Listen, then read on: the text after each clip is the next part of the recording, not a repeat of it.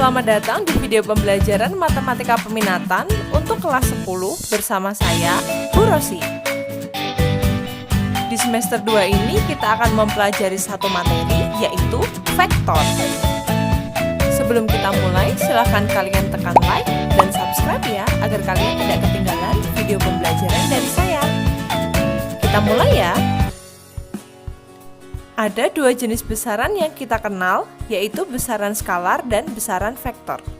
Besaran skalar adalah besaran yang hanya mempunyai nilai, sedangkan besaran vektor mempunyai nilai dan arah.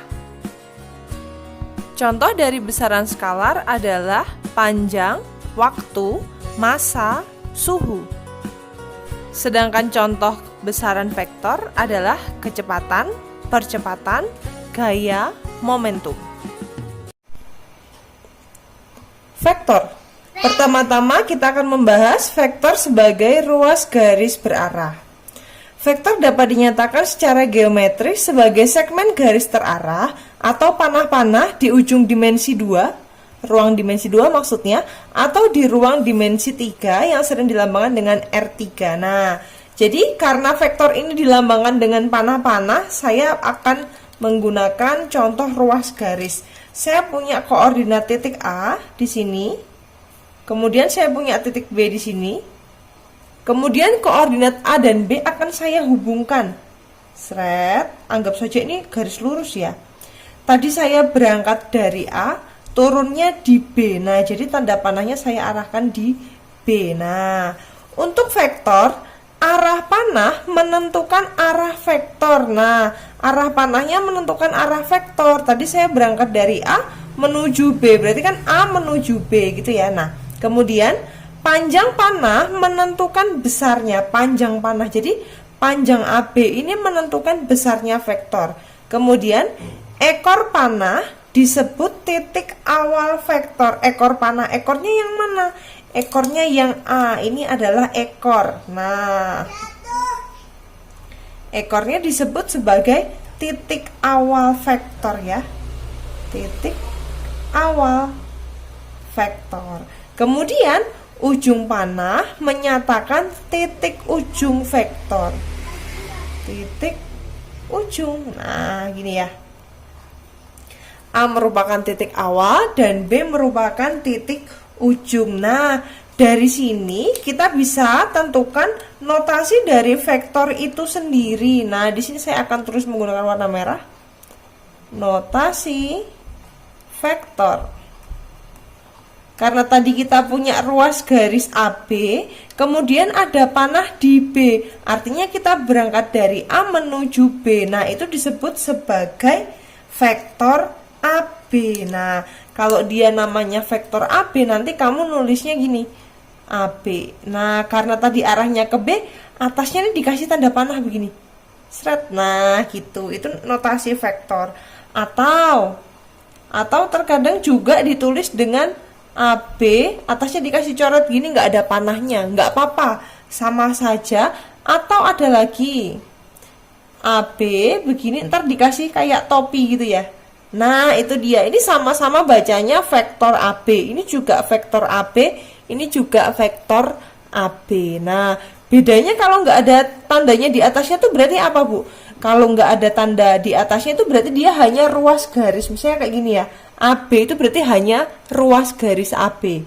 Tapi karena dia ada panahnya, itu berarti vektor AB. Nah, dari vektor ini sendiri terkadang juga dilambangkan dengan menggunakan huruf kecil.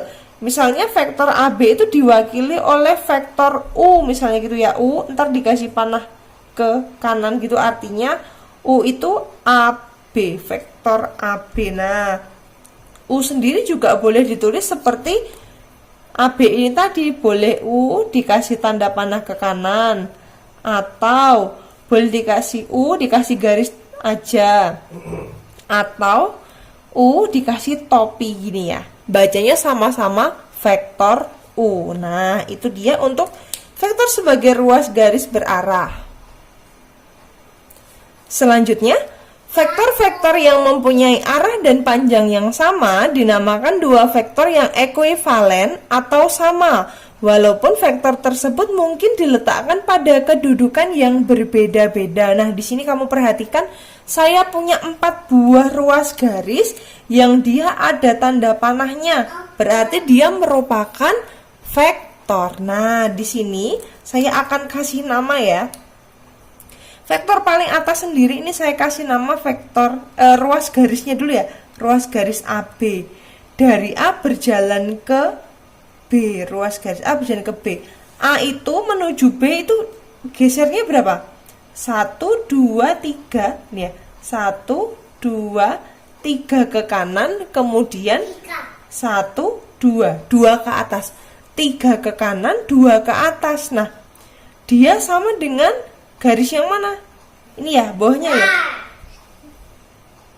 1, 2, 3 ke kanan, 2 ke atas. Oh, AB ini sama dengan yang bawahnya. Yang bawahnya kita kasih nama C, D gini ya. Nah, berarti kamu boleh tuliskan bahwa vektor AB ini sama dengan vektor C, D. Artinya apa? Artinya ruas garis AB ini sama dan sejajar dengan ruas garis CD. Lambangnya kayak lambang pagar itu ya. Ini bacanya adalah sama dan sejajar. Di sini saya kasih warna merah. Sama dan sejajar.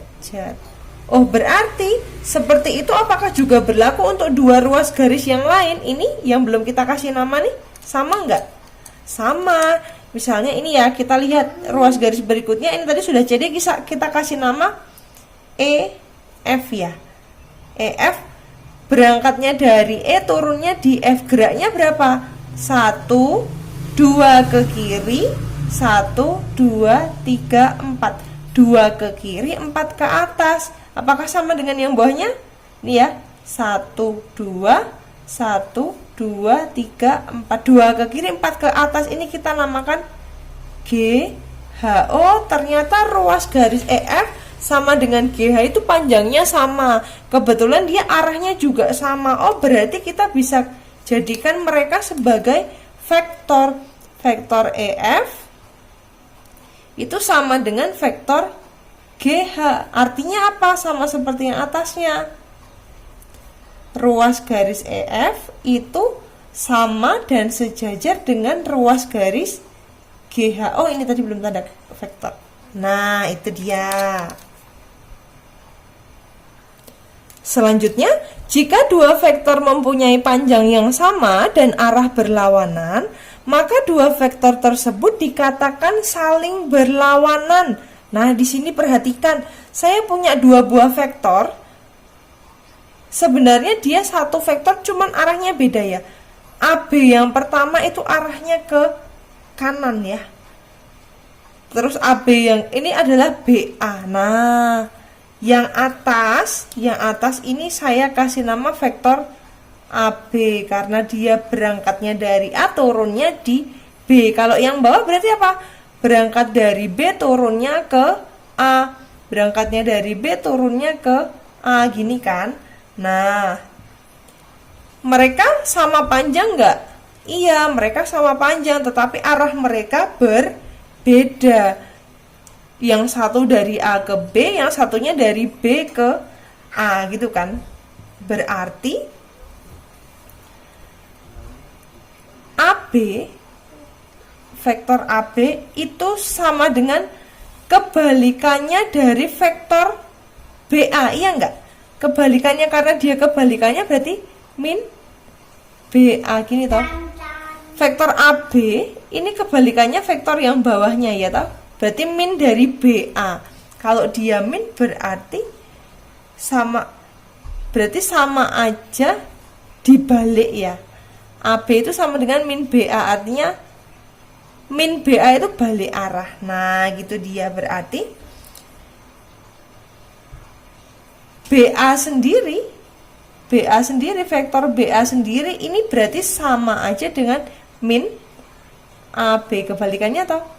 vektor yang bawah ini kebalikannya yang atas. Begitu dia, itu untuk lawan. Jadi intinya kalau kita lihatnya satu aja deh biar kamu nggak bingung.